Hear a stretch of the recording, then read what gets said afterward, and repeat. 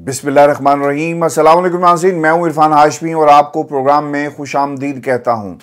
एक खुफिया मुलाकात, झूठा खत और फिर पाकिस्तान तहरीक इंसाफ की खवातीन का रिहाई का ये मामला है। लेकिन इन तीनों खबरों पर तफसील से बात करने से पहले मैं आपको ये याद करवा दूं कि ये ज़्यादा दिनों की बात नहीं है जब पाकिस्तान और लंदन के दरमियान एक शख्सियत जो है वो बार बार आ जा रही थी, और इस शख्सियत का जो एजेंडा नंबर 1, मिशन नंबर 1 ये था कि किसी तरह जनरल बाजवा की एक्सटेंशन दिलवाई जाए। ये हाउस ऑफ शरीफ के चक्कर काटते रहे और हसन नवाज के दफ्तर में बैठकर बाऊजी को ये यकीन दहानी करवाते रहे कि मियाँ साहब, अगर हम पाकिस्तान की सियासत में अपना दोबारा कोई खोया हुआ मकाम जो है वो हासिल करना चाहते हैं तो हमें उसी तरह जनरल बाजवा को दूसरी एक्सटेंशन देनी चाहिए जिस तरह हमने माजी में इन्हें एक्सटेंशन दी और इन्होंने जेल के दरवाजे हमारे लिए जो है वो खोल दिए। हमारी हुकूमत बनाई, इमरान खान को चलता किया, और अब अगर कोई सियासी मसीहा बनकर हमारे साथ खड़ा होगा तो वो जनरल बाजवा हैं। तो खुदा के लिए मेरी बात को माने और जनरल बाजवा को एक और एक्सटेंशन जो है वो दे दी जाए। व्यूअर्स, ये शख्सियत पाकिस्तान के सियासी मंजरनामे पर आपको प्रेस कॉन्फ्रेंसेस भी करती हुई नजर आएगी। इस शख्सियत ने मुतादिद प्रेस कॉन्फ्रेंसेस की जिसमें जनरल बाजवा और पाकिस्तान की एस्टेब्लिशमेंट का दिफा करते हुए नजर आए, और इनके कोट अनकोट अल्फाज थे कि वो कुछ कह नहीं सकते और वो अपने मौकिफ का दिफा नहीं कर सकते, अपना मौकिफ पेश नहीं कर सकते। तो लिहाजा मुझे आज आपकी खिदमत में हाजिर होना पड़ा और मैं आज उनकी तर्जुबानी कर रहा हूं। व्यूअर्स, ये शख्सियत नवाज शरीफ साहब के एकदम से करीब होने की कोशिश कर रही थी। इनका ताल्लुक शहबाज शरीफ साहब के कैंप से है और इस शख्सियत ने बहुत कोशिश की कि किसी तरह जनरल बाजवा को दूसरी एक्सटेंशन जो है वो दिलवाई जा सके। व्यूअर्स, आज ये शख्सियत जो है ना वो लंदन के एक होटल के जो एंट्रेंस रूम था वहां पर ये नजर आई। मीडिया के दोस्तों ने छापा मारा और ये वहां से बरामद हो रहे थे। इस शख्सियत का ये ख्याल था कि शायद मीडिया से बचकर निकल जाएंगे, लेकिन इनको रोका गया और इनसे सवाल किया गया। इस शख्सियत का नाम जी मलक अहमद खान साहब है और मलक अहमद खान ने इस्टेब्लिशमेंट का मौकिफ जो है वो बाऊजी के पास बहुत दफा पहुंचाया और बाऊजी को कायल करने की कोशिश की। आज ऐसा तासुर मिला मलक अहमद खान को देखकर, जिस होटल में ये ठहरे हुए थे, चर्चिल हयात रेजेंसी जिस होटल का नाम है, जहां पर ये मौजूद थे, जहां से ये बरामद हो रहे थे। इसी होटल में कुछ देर पहले, इनकी आमद से कुछ देर पहले, पाकिस्तान के निगरान वज़ीर-ए-आज़म साहब जो हैं अनवारुल हक काकड़ साहब पहुंचे थे और इनका इस होटल में से निकलना इंतहाई अहम सवाल है और बहुत सारे खदशात को ये जन्म देता है। पाकिस्तान के सियासी मंजरनामे में क्या मलिक अहमद खान साहब कोई पैगाम लेकर लंदन से यानी शहबाज शरीफ के कैंप से काकड़ साहब के पास जाते हैं और काकड़ साहब से इनकी मुलाकात हुई या नहीं हुई, ये एक ऑब्वियसली एक बुनियादी सवाल है जो लोगों के जहन में ज़रूर आ रहा है। लेकिन ये इस होटल में ठहरे हुए हैं, करने क्या गए, और इन्होंने ये क्यों कहा कि जनाब मुझे ये मालूम नहीं है कि अनवारुल हक काकड़ साहब भी इसी होटल में ठहरे हुए हैं। ये कैसे मुमकिन है कि वो शख्स जो मुल्क की सबसे बड़ी कुर्सी और सिपा सलार की एक्सटेंशन की बात करे, उसे ये मालूम ना हो कि इसी होटल में पाकिस्तान के निगरान वज़ीर-ए-आज़म ने आकर ठहरना है। तो खबर व्यूज़ ये है कि कोई ना कोई खिचड़ी जो है ज़रूर पक रही है। शहबाज शरीफ साहब के ये बहुत करीब समझे जाते हैं और यकीनन ये पैगाम लेकर, और दूसरी तरफ सवाल ये भी बहुत अहमियत का हामिल है कि काकड़ साहब का बरतानिया रुकने का बुनियादी मकसद क्या था। निगरान हुकूमतों के जो विजिट्स होते हैं ना फ़ौरन, या तो आप कोई अपने निजी दौरे पर गए हों, लेकिन बाकायदा तौर पर वो यहाँ पर आए।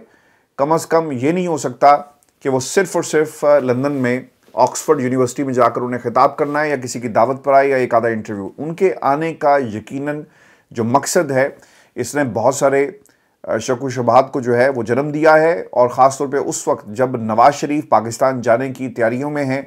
उन्होंने अपना एक एजेंडा और एक कमेटी भी बना दी कि महंगाई को किस तरह कम किया जाए, इसके ऊपर मुझे ब्रीफिंग देनी है। पाकिस्तान में अगर उन्हें मौका मिला तो सरमायाकारी को किस तरह पाकिस्तान में लेकर जाएंगे, इसके ऊपर बाकायदा गौर किया जा रहा है। फिर मरीम नवाज़ और हमजा शहबाज शरीफ की पाकिस्तान में जलसों की एक जो उन्होंने शेड्यूल जो है वो जारी कर दिया, यानी पैगाम ये दिया जा रहा है कि नवाज शरीफ साहब लंदन में, काकड़ साहब लंदन में, जो मलिक अहमद खान साहब हैं वो चर्चिल होटल से बाहर निकलते हैं, और काकड़ साहब का लंदन आना ये कोई हुस्न इत्तेफाक जो है वो नहीं हो सकता।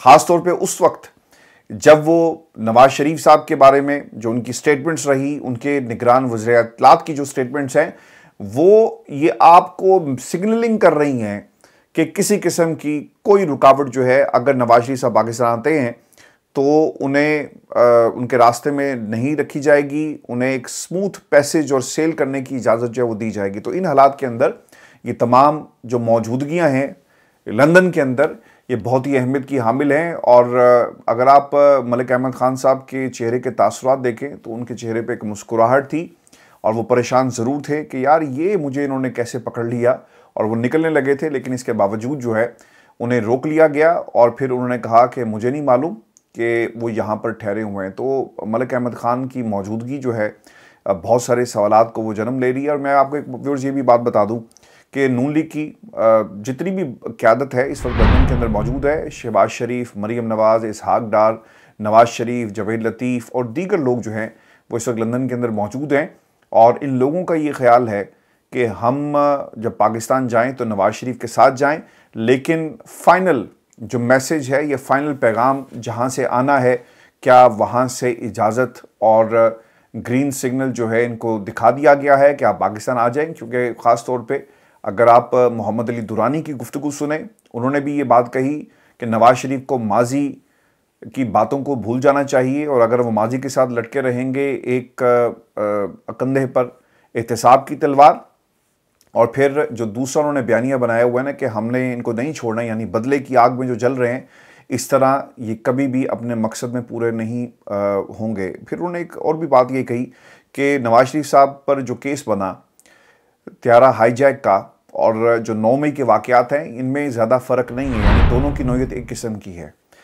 और फिर वक्त ने यह भी देखा कि नवाज शरीफ पर त्यारा साजिश केस बनता है और फिर उसके बाद वो पाकिस्तान के वज़ीर आज़म भी बने। तो लिहाजा इमरान खान के ऊपर भी उसी किस्म का केस है, वो कहना ये चाह रहे हैं। तो ऐन मुमकिन है कि कल को पाकिस्तान तहरीक इंसाफ के जो चेयरमैन हैं वो भी मुल्क के वज़ीर आज़म जो है बन सकते हैं। और पाकिस्तान में हमने किरदार बदलते हुए देखे, लेकिन स्क्रिप्ट जो है वो एक ही तरह का है, जहाँ से सियासतदानों को रोका जाता है, सियासतदानों को गिरफ्तार किया जाता है, इनकी हुकूमतें गिराई जाती हैं, और फिर वक्त का जो चक्कर है ना, वो दोबारा इन हुक्मरानों को उसी कुर्सी पे लाकर जो है वो बिठा देता है। तो व्यूअर्स, मलिक अहमद खान साहब शहबाज शरीफ साहब के करीब हैं, बहुत ज़्यादा करीब हैं, और यकीनन जिस कैंप में मौजूद हैं वो आंख का तारा है। शहबाज शरीफ साहब पाकिस्तान की इस्टेब्लिशमेंट के आंख के तारे हैं, तो यकीनन मैसेजिंग जो है वो हो रही है। नवाज शरीफ की पाकिस्तान वापसी और शहबाज शरीफ अपना क्या किरदार अदा करेंगे इस वापसी को रोकने के लिए। ऊपर ऊपर से आपने सुना होगा उनको कि जी मेरे कायद आ रहे हैं और मैं उनका पाकिस्तान में इस्तकबाल करूंगा, लेकिन शायद ये इतना आसान नहीं है। और शहबाज शरीफ साहब की आखिरी दम तक कोशिश होगी कि किसी तरह इस पूरी की पूरी जो कोशिश है नवाज शरीफ की पाकिस्तान जाने की, इस कोशिश को जो है वो रोका जा सके। और व्यूअर्स, मैं आपको ये भी बता दूं कि लीगल टीम ने नवाज शरीफ साहब को एक प्रेजेंटेशन दी है। इस प्रेजेंटेशन के अंदर नवाज शरीफ के तमाम केसेस का हाल अहवाल उनके सामने रखा गया। एक अपडेट दी गई कि इस वक्त कितने मुकदमात का नवाज शरीफ को सामना है और इन मुकदमात का हतमी इंजाम जो है वो क्या होगा, इन मुकदमात को अदालतों में कैसे लड़ा जाएगा, नवाज शरीफ की इब्तदाई तौर पर हिफाजती ज़मानत कितने दिनों की होगी और उन्होंने पाकिस्तान की किस अदालत के सामने सरेंडर करना है, और क्या कोई जज जो है उन्हें बाहर रहने की इजाज़त देगा या फिर उन्हें जेल भेज दिया जाएगा 1 हफ्ते के लिए, 2 हफ्ते के लिए, कितने दिनों के लिए उन्हें जेल भेजा जाता है। अगर अदालतों ने इनकी ज़मानत ले ली, यानी एक मुजरिम की अगर ज़मानत ले ली जाती है, तो ये भी अपनी नौयत का एक पहला केस होगा जिसमें एक मुजरिम को रिलीफ दिया गया और उसे जेल में जाने की बजाय जो है वो आज़ाद छोड़ दिया जाता है कि जाओ जाकर पाकिस्तान की सियासत में अपना किरदार अदा करो। फिर यही पैगाम मिलेगा ना, और क्या होगा। तो अब हो ये रहा है कि नवाज शरीफ साहब पाकिस्तान जाएंगे, जो लीगल टीम ने उन्हें ब्रीफिंग दी है, और फिर वो 7 रोज़ के लिए अपनी हिफाजती ज़मानत, और ये टाइम जो है वो कम ज़्यादा भी जो है वो हो सकता है। लेकिन सबसे बड़ी जो इसमें कानूनी रुकावट ये होगी कि एक मुजरिम की हिफाजती ज़मानत नहीं हो सकती, उसे अपने आप को सरेंडर करना है अदालत के सामने, क्योंकि वो इश्तिहारी भी है, लेकिन यहाँ पर अगर जज और वकील और मुजरिम मिलकर खेलेंगे ना, तो फिर आप लॉ की बहुत सारी इंटरप्रिटेशंस होते हुए देखेंगे और जिसका कोई तोड़ नहीं है। दूसरी तरफ से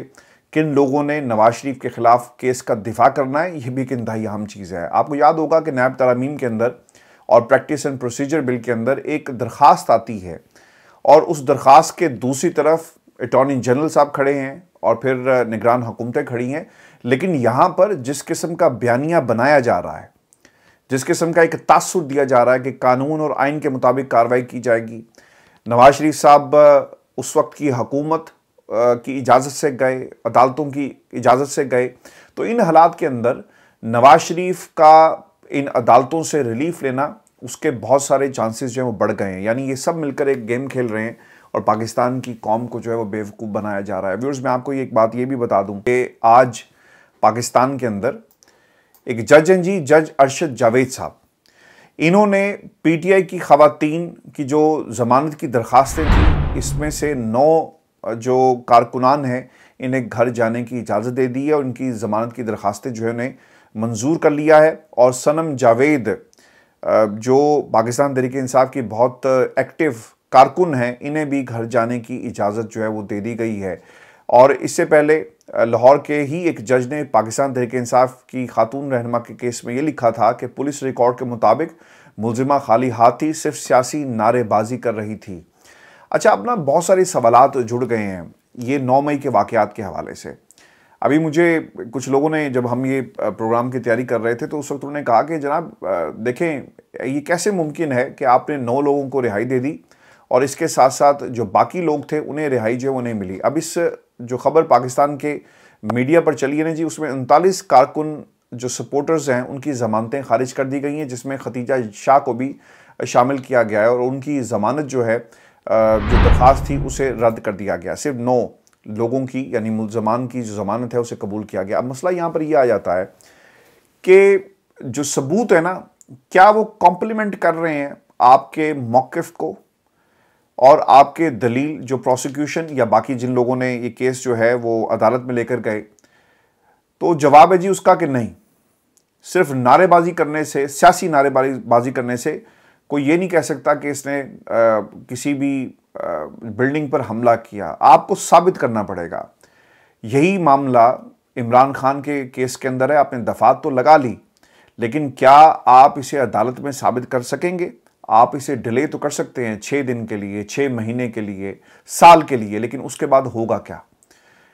पूरी की पूरी गेम जो है वो जमहूरी कुव्वतों के हाथ में आ जाएगी और जब ये इनके हाथ में आएगी ना, तो फिर आपको मालूम पड़ेगा कि ये मुकदमात और इनकी हैसियत क्या है। मैं आज भी ये कहता हूँ कि अगर किसी ने जानबूझकर किसी भी बिल्डिंग को आग लगाई तो उसका एहतसाब होना चाहिए। इस केस समेत बहुत सारे केसेस का आहिस्ता आहिस्ता जो है वो ड्रॉप सीन होना शुरू हो जाएगा। व्यूअर्स, जिन लोगों को कारकुनान को इसमें ज़मानत मिली है, इसमें सनम जावेद हैं, रुबीना जमील हैं, अफशा तारिक हैं, आशमा शुजा हैं, शाहबानो गोरचानी हैं, सैयद फैसल अख्तर की ज़मानत मंजूर की गई है। इसके अलावा मुलजिम कासिम अली हसन, मुबीन कादरी की भी दरख्वास्त ज़मानत जो है मंजूर कर ली गई। यानी इनके ख़िलाफ़ इतने एविडेंस मौजूद नहीं होंगे कि इन्हें ज़्यादा देर जो है वो जेल में रखा जाता। लेकिन व्यूअर्स, सवाल ये है कि अब इमरान खान साहब के मुकदमात पर इसका क्या असर पड़ेगा? खान साहब पर जब 9 मई का जिस तरह बगावत के और दीगर जो दफ़ात शामिल की गई हैं, जब इसी तरह किसी अदालत में जाएगा तो जज साहब जो हैं वो एविडेंस मांगेंगे। जिस तरह एडिशनल सेशन जज जो पिंडी की एक अदालत थी, वहाँ पर भी ये सवाल हुआ कि ये कैसे मुमकिन है कि एक शख्स कैद था, वो अपनी गिरफ्तारी जो है वो खुद करवाता है और फिर उसके बाद जो है लोगों को कहता है कि जाकर जो है एहतजाज करो। इसलिए ये शायद इतना आसान नहीं होगा और फिर सवाल जो है अदालतों में ज़रूर उठाया जाएगा। आप किसी चीज़ को डिलिंग टैक्टिक्स के तौर पर इस्तेमाल करते हुए वक्त को टाल सकते हैं, लेकिन कब तक टालेंगे? एक ना एक दिन आपको उन सबूतों को अदालतों में पेश करना होगा, जहां से किसी भी आपने फ़र्द जिसके ख़िलाफ़ जो इल्ज़ाम है कि उसने किसी इमलाक को तबाह करने की, जलाने की, जलाओ घिराव का कोई प्लान बनाया, वो साबित नहीं होगा तो फिर ये केस आगे नहीं चल सकेंगे। अब कहा यह जा रहा है कि एक तो हफ्ता था जी, उस वजह से ये नहीं हो सकी ज़मानतें और अब ये बात जो है वो पीर पर चली गई, क्योंकि इन्होंने 1-1 लाख रुपए के मुचलके जो जमा करवाने और उसके बाद ही इनकी रिहाई जो है वो शायद मुमकिन हो सकेगी। अब व्यूअर्स, मैं आपको ये भी बता दूं कि एक ख़त जो है वो लिखा गया है।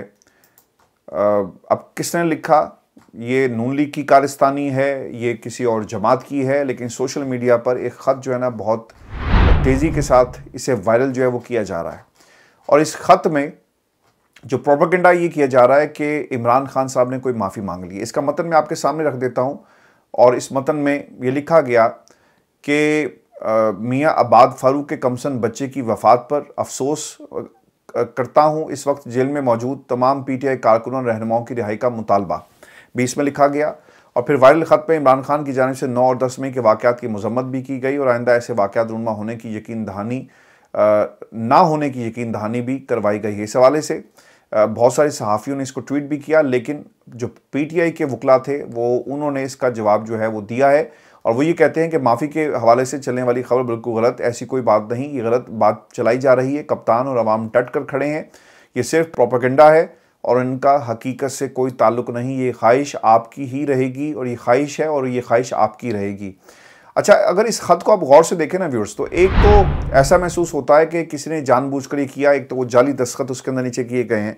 और इमरान खान साहब कि अगर ये हाथ की तहरीर थी तो खान साहब उर्दू में क्यों लिखेंगे? आमतौर पर उनके जितने भी जो स्टेटमेंट्स होती हैं, इससे पहले भी आपको याद होगा उन्होंने एक ख़त लिखा था इलेक्शन कमीशन ऑफ पाकिस्तान, और वो भी अंग्रेज़ी में लिखा था, उसकी वीडियोज़ भी बहुत सारी वायरल हुई थी। तो अंग्रेज़ी में ख़त ना लिखना और उर्दू में इसका सामने आना, ये एक सबसे बड़ी दलील है कि किसी ने जानबूझकर इमरान खान का नाम इस्तेमाल किया और इसे कोशिश ये की गई है कि जनाब आप इस्तेमाल करें और एक बयानिया बन सके सोशल मीडिया पर कि देखो इमरान खान जो है वो आज जेल में बैठकर जो है वो रहम की अपील कर रहा है और इसके साथ साथ उसने जो है वो माफ़ी भी मांग ली है। और आखिर में व्यूअर्स, मैं आपको एक बात ये भी बता दूं कि काकड़ साहब ने ना दिल की बात कर दी है कि तहरीक इंसाफ के चेयरमैन और उनके साथियों को दीवार के साथ लगाया जाएगा और उन्हें पाकिस्तान के आइंदा इंतखाबात में हर सूरत जो है वो माइनस किया जाएगा। अच्छा, कोशिश ये होगी कि जिस तरह इंतखाबात करीब आएंगे ना, या अनाउंस अगर इन्होंने कर दिए, तो दूसरी तरफ से इमरान खान के मुकदमात और उनकी ज़मानतें जो हैं वो रद्द होना शुरू हो जाएंगी और उन्हें ज़्यादा से ज़्यादा देर तक जो है जेल के अंदर रखने की तैयारी और फिर उसके ऊपर एक हिकमत अमली तय की जाएगी। और जिन जिन जो हैंड पिक सियासतदान है ना, जिन्हें इलेक्शन जितवाना होगा, आप उनकी कैंपेन भी होते हुए देखेंगे, उनके जलसे भी होते हुए देखेंगे और फिर एकदम से अगर इन्होंने इलेक्शन करवाने हुए तो ये उसको अनाउंस करेंगे, लेकिन इमरान खान को इंतखाबात में हिस्सा नहीं लेने देंगे। अब देखें, सवाल ये हो निगरान वज़ीर-ए-आज़म से, और ये उसका काम नहीं है कि वो ये कहे कि इमरान खान के बगैर भी इंतखाबात जो हो सकते हैं। क्या कहा? वो ये कहते हैं कि इंतखाबात चेयरमैन PTI और उनके कैद साथियों के बगैर भी हो सकते हैं। आपको इस किस्म के सवालात अगर आपसे पूछे भी जाएं तो आपको ये कहना चाहिए कि जनाब देखें, ये मामला हमारा नहीं है, पाकिस्तान की अदालतें जाने, पाकिस्तान का निज़ाम जाने। हमारा काम ये है कि हमने मुल्क को चलाना है। लॉ एंड ऑर्डर की सिचुएशन पैदा होगी तो हम उससे निपटेंगे, लेकिन जहाँ तक मुकदमात का ताल्लुक है, अगर किसी के ऊपर कोई मुकदमा है तो अदालतों के अंदर ये मुकदमात हैं। अच्छा, ये लोग इतने बेवकूफ़ हैं कि अपने आप को ना जानबूझकर कंट्रोवर्शियल बना देते हैं। अब खामोशी इख्तियार की जाती, लेकिन नहीं, इन्होंने ज़रूर बताना है। इन्होंने बताना है कि इनका ताल्लुक किस कबीले से है और इस कबीले के जितने भी लोग हैं ना, वो एक एक करके ना मज़ीद एक्सपोज हो गए। अब ये कहना कि कारकुनान और PTI के बग़ैर इंतखाबात होंगे, इसका मतलब ये है कि कहीं ना कहीं ये तैयारी कर ली गई है और जहन बन गया है कि हमने एलिमिनेट कैसे करना है इमरान खान को और उनकी जमात को, और इसके बगैर जो है इंतखाबात भी हो सकते हैं। और फिर कौन कितना वफादार होगा और कौन किस किस्म की सियासत जो है वो करेगा। अगर अच्छे बच्चों वाली सियासत करेंगे तो फिर आपको सपोर्ट मिलेगी, और अगर आप इस्टेब्लिशमेंट के ख़िलाफ़ जो है आवाज़ बुलंद करेंगे तो फिर आपके ख़िलाफ़ एक नहीं कई आवाज़ें जो है बुलंद की जाएंगी और आपको सियासत से माइनस करने के लिए कुछ वक्त के लिए होगा ये कि आपके ऊपर मुकदमात चलेंगे। जिस तरह इमरान खान के ऊपर मुकदमात जो हैं वो कई 100 मुकदमात बना दिए गए और फिर अदालत के रहमो करम पर उन्हें छोड़ दिया जाएगा। तो ये व्यूअर्स, इस वक्त एक स्ट्रेटजी है जो निगरान हुकूमत की, इनकी ज़ुबानी सामने आ गई है। अब इसमें किसी का किसी के जो कॉन्स्पिरेसी थ्योरी का हवाला देना या इनके दिलों में क्या बात है, इसकी अब ज़रूरत नहीं रही, क्योंकि ये करना क्या चाह रहे हैं, इन्होंने खुद ही एक एक करके जो है अपने आप को एक्सपोज कर दिया है तहरीक इंसाफ के हवाले से और फिर दीगर जो इनका आइंदा का लाएमल है उसके हवाले से। ये शो था आज का हमारा। अपने कमेंट्स ज़रूर भेजिएगा, चैनल को सब्सक्राइब करना मत भूलें। मुझे इजाज़त दीजिए, अल्लाह ने के बाद।